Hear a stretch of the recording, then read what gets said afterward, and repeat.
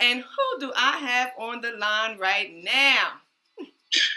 You have Dr. L.K. Harris. Well, hello, Dr. L.K. Harris, and how are you? And welcome to Please Don't Judge Us. How are you?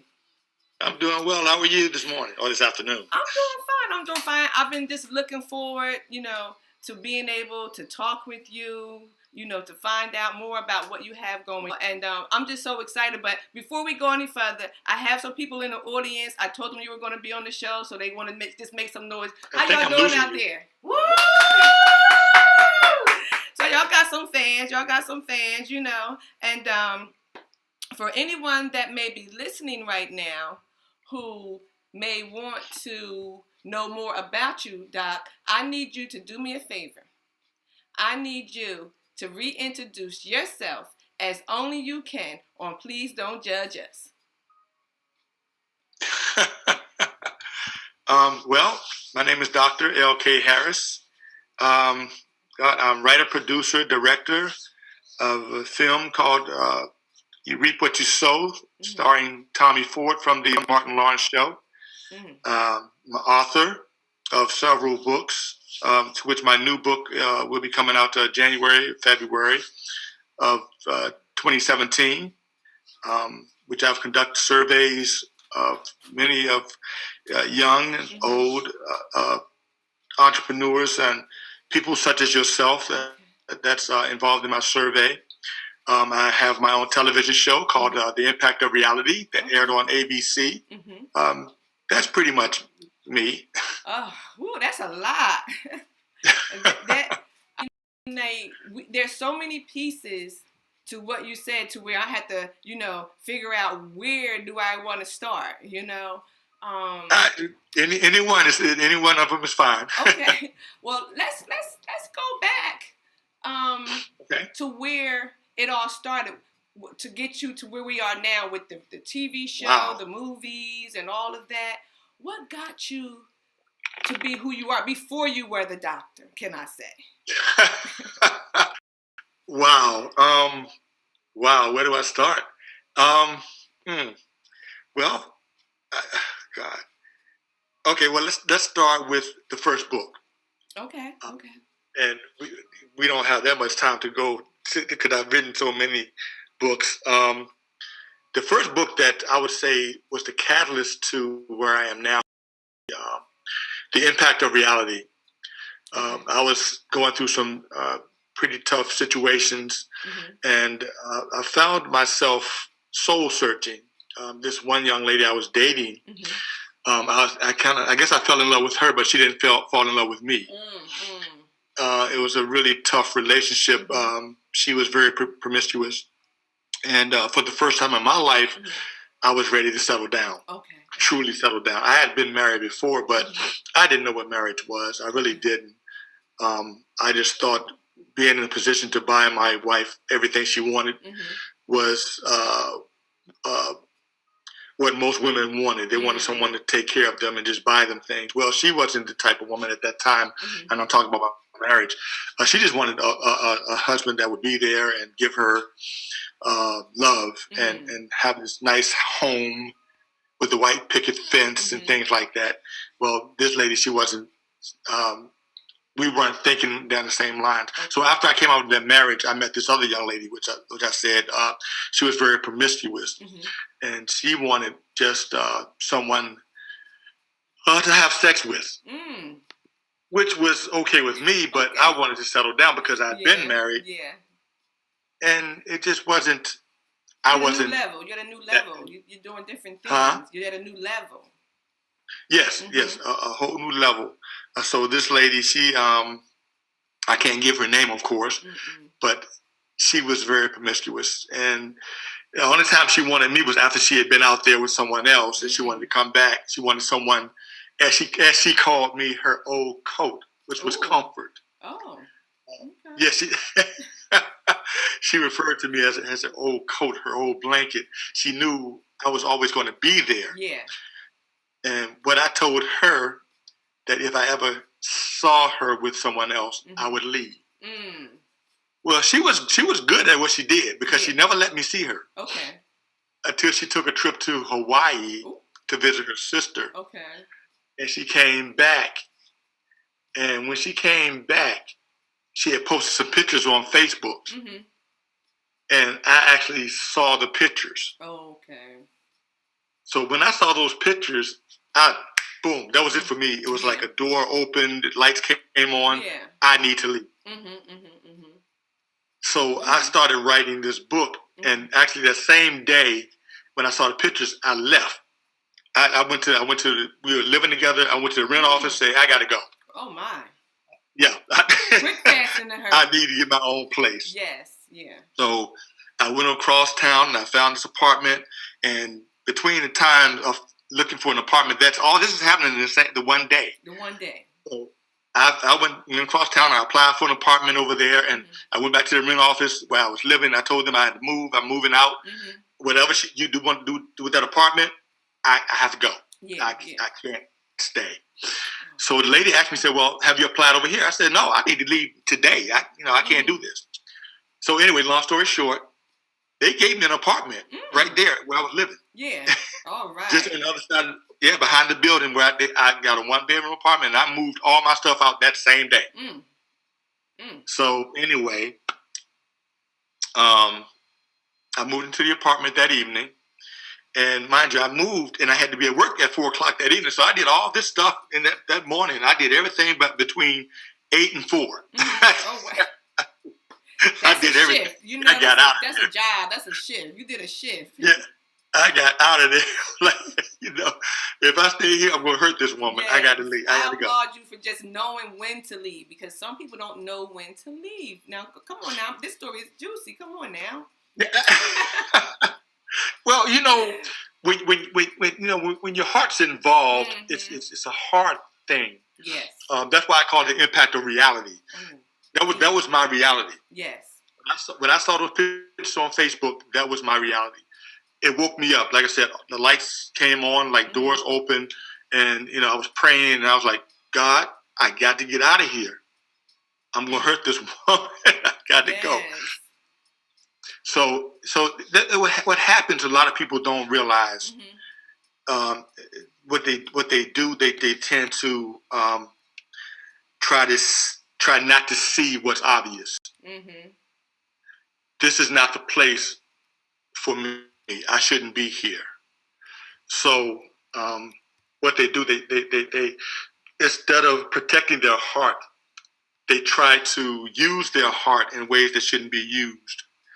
And they try to give that person more of them, not realizing that that person can't accept just you.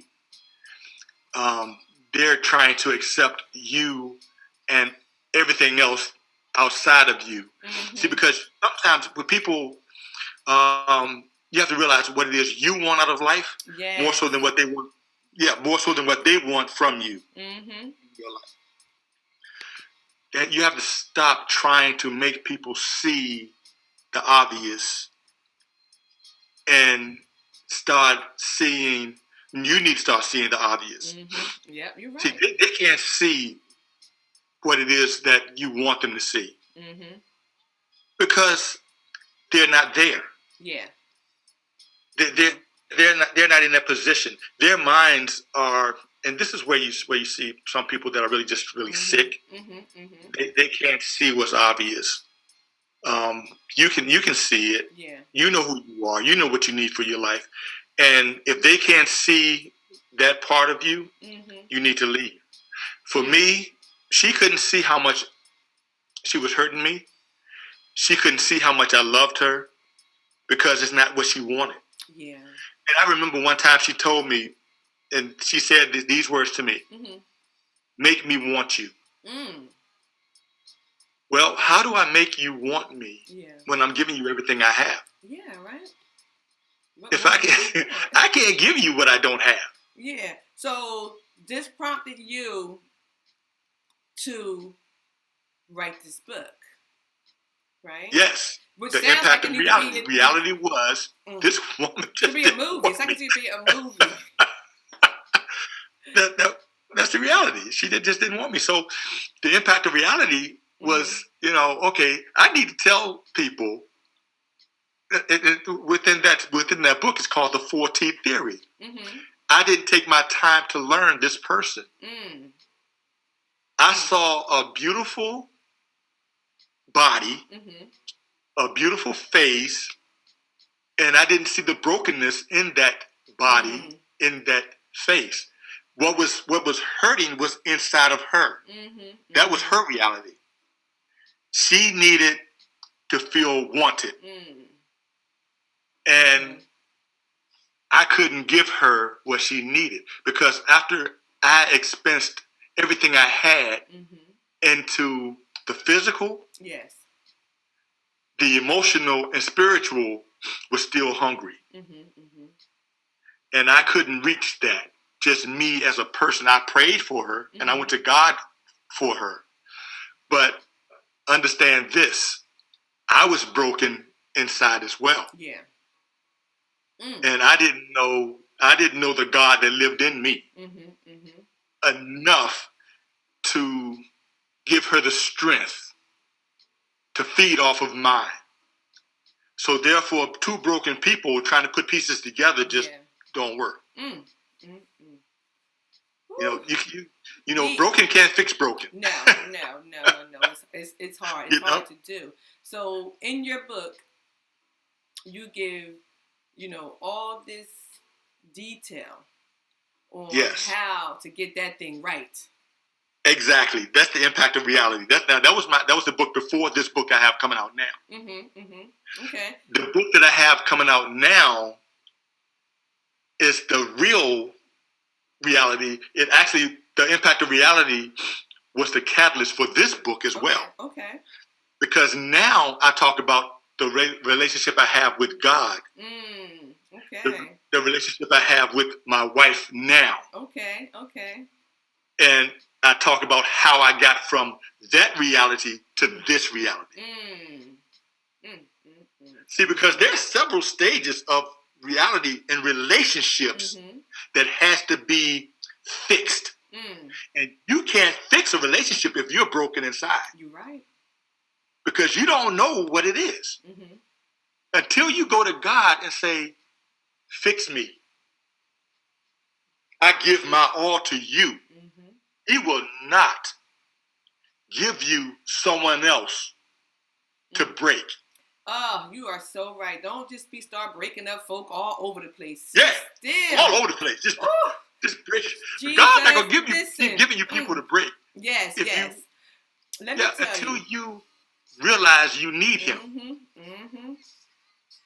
Go to Him and say, "Fix me, Lord. Fix me. Fix me first.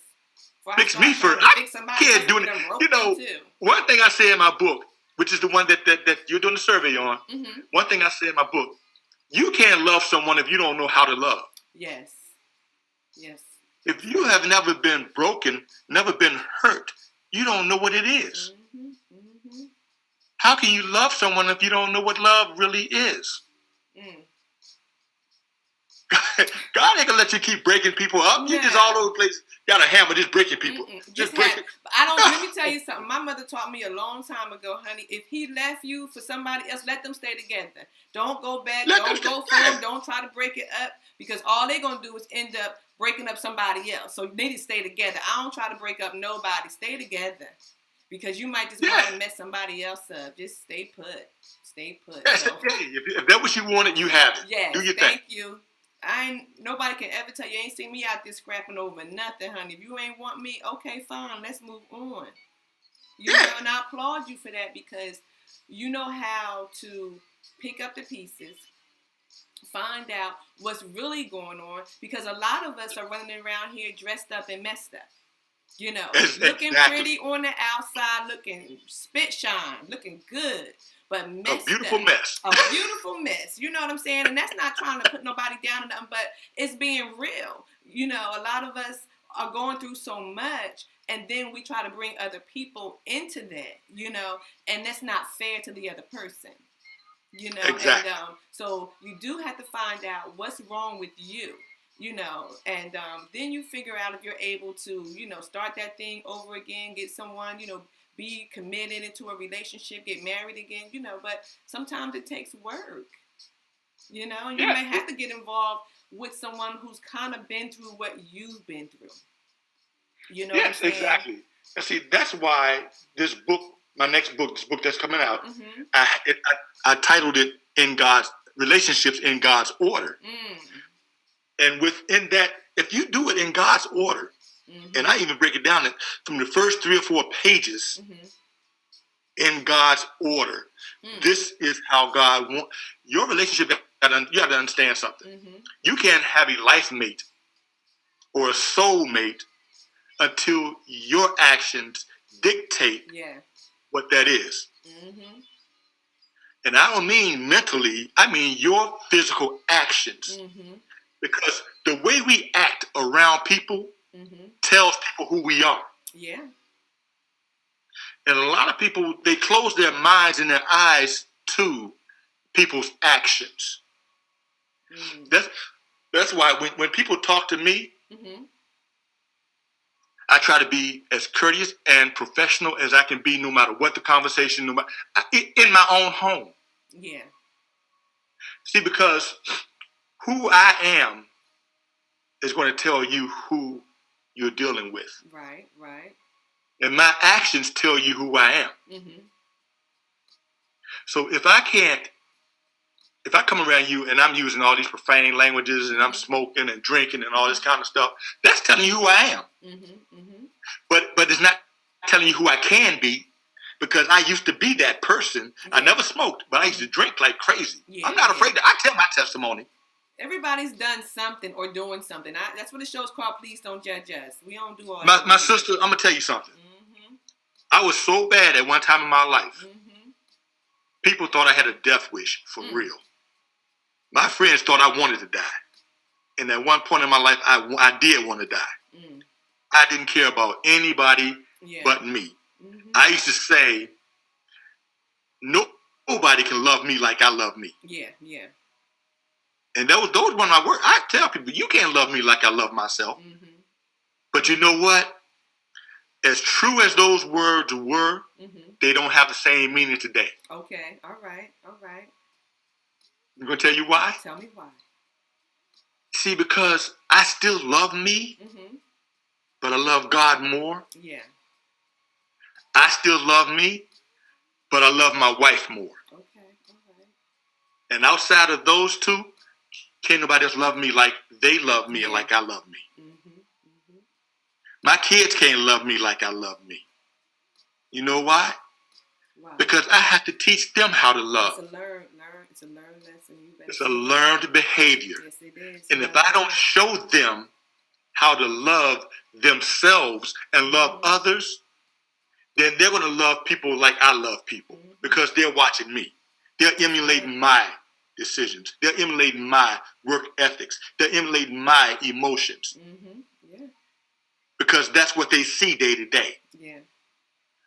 So if I love their mother like I want them to love their potentials in time, then the way they see me respecting and loving their mother is how they're going to treat their person, their next person, or their person they're dealing with. That's right. And you're so right about that, Doc. You know, I really enjoyed, our conversation. I think that, what you've been through have, led you to be an awesome, awesome man, and being able to get out there and, like you said, be bold about it and talk about it. That's wonderful, because we don't hear enough from men. We don't hear enough from men. So I really applaud you, for talking about that. But I want to go into the movie, but then before that, I want you to give out some contact information for anyone that may be listening. Okay. Well, the movie is called You Reap What You Sow, starring Tommy Ford from The Martin Show. You can get it. Huh? I said, may he rest in peace. May he rest in peace. And, the sad part about it, I talked to him the week before he passed. Yeah, he and I talked. In fact, we had talked that Thursday. He was in the hospital that Sunday. In fact, he interviewed for the book. He's actually in my book. Really? Oh, awesome. I had an opportunity. The one that you're doing the survey on, Tommy did the survey. Oh, wow. Excellent. A couple of days before he passed. So I have a special dedication that's going to be in the book for him. Okay, all right. Yeah, he's in my book. But anyway, with the movie, it's called You Reap What You Sow, and you can go online on my website, plantersharvest.com. Okay.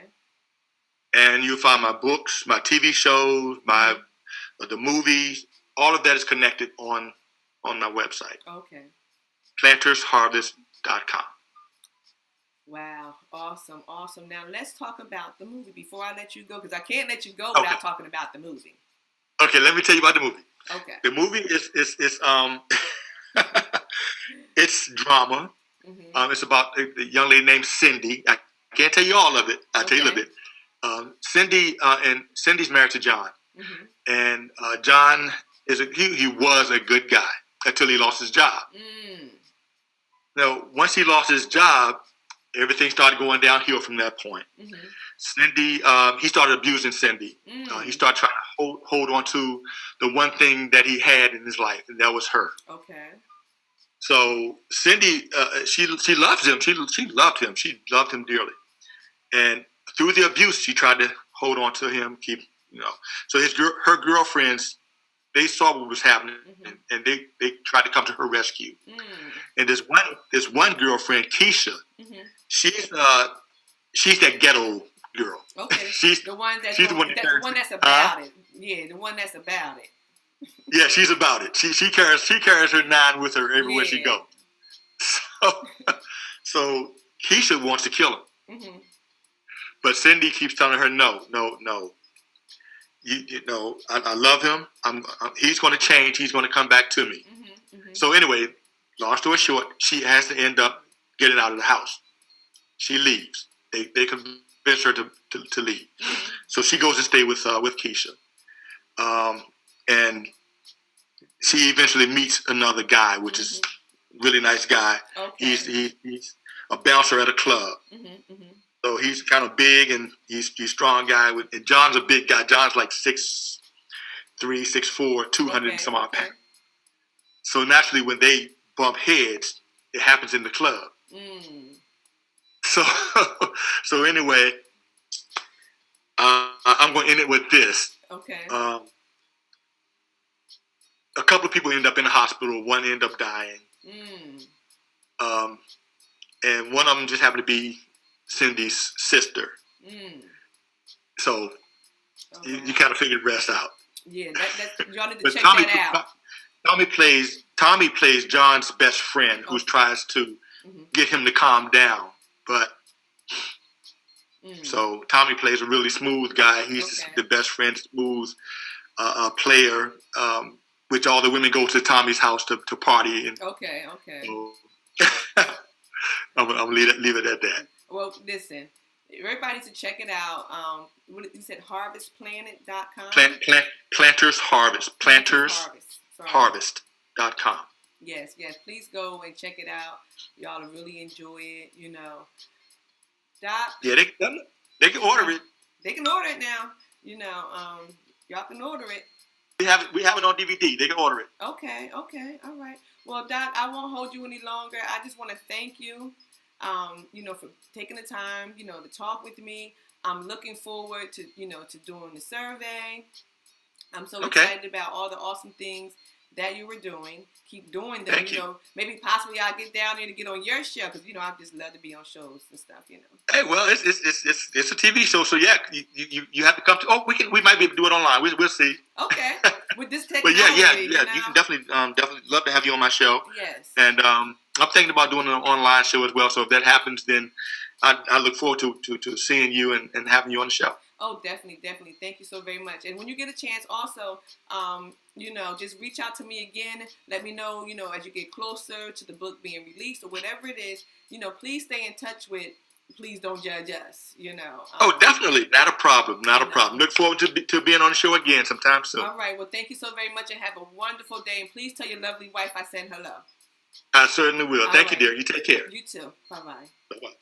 Well, everyone, I just want to thank you all for staying tuned to Please Don't Judge Us. I'm your host, Yolanda L. Robinson. please, if you get a chance, check out my book, Don't Be Bitter, Be Better, which is available at Amazon.com or BarnesandNobles.com, anywhere books are sold. It's your girl, Yolanda L. Robinson, and I really want you, and you to enjoy your day, all right? And if you are interested in being a guest on my show, please give me a call or email me at yr535@msn.com.